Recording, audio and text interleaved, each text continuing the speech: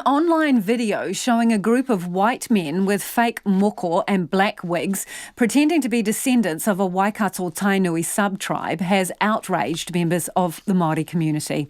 The 8-minute clip, which was made to look like it was filmed at Te Whare Runanga at the Waitangi Treaty Grounds, was posted to YouTube by a church group.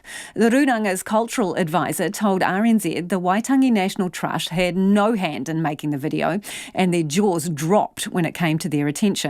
Te Aniwa Hurihanganui has the story. Thing here?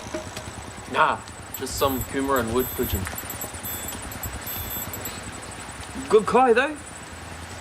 A few blankets. Be good for the tamariki back in the village. At the beginning of the film, the group of white actors wearing fake wigs and moko kauai are scouring the bush when they come across a young girl sleeping.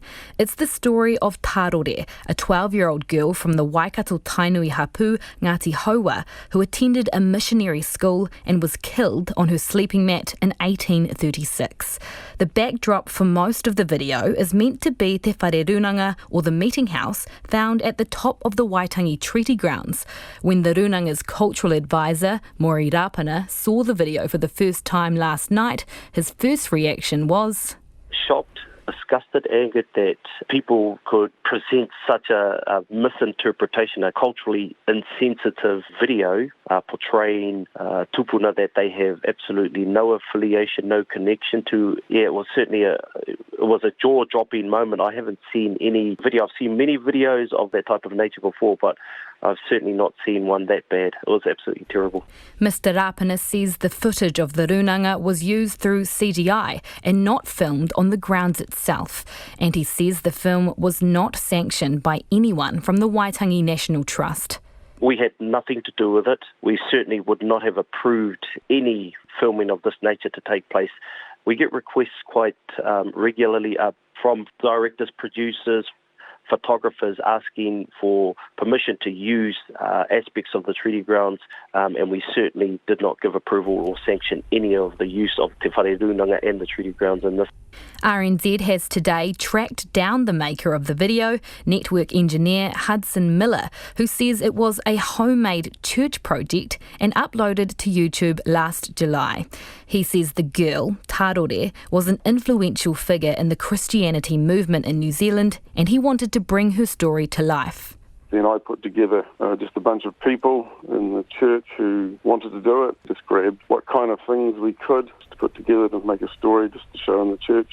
Mr. Miller did not seek the permission of Ngāti Hauā to show the story of Tarore or from the Waitangi National Trust to use the images of the Whare Runanga. But he says he included a disclaimer warning people that the content in the video wasn't necessarily an accurate retelling of historical events. And that's why I did write that disqualifier at the front. I wanted them to understand that it was only meant to tell the story. It wasn't the symbols in it and everything in it weren't meant to represent anybody or anything in particular. But you have actors acting as specific people like Tarore from that sub-tribe? As best we could, yeah. Since speaking with RNZ, Mr. Hudson has taken the video down. But Treaty of Waitangi lecturer Hemopediki Simon says his actions illustrate an ongoing ignorance in New Zealand that needs to be addressed. Another confirmation of just how ignorant this country is in terms of our history. I'm not saying that you can't tell the story, by all means, but don't get a Pākehā man to put on a moko kauai, a female moko. There's a way of doing this with cultural sensitivity that could be highly appreciated. RNZ has contacted Ngāti Hauā for comment, but they are yet to respond. For Checkpoint, I'm Te Aniwa Hurihanganui.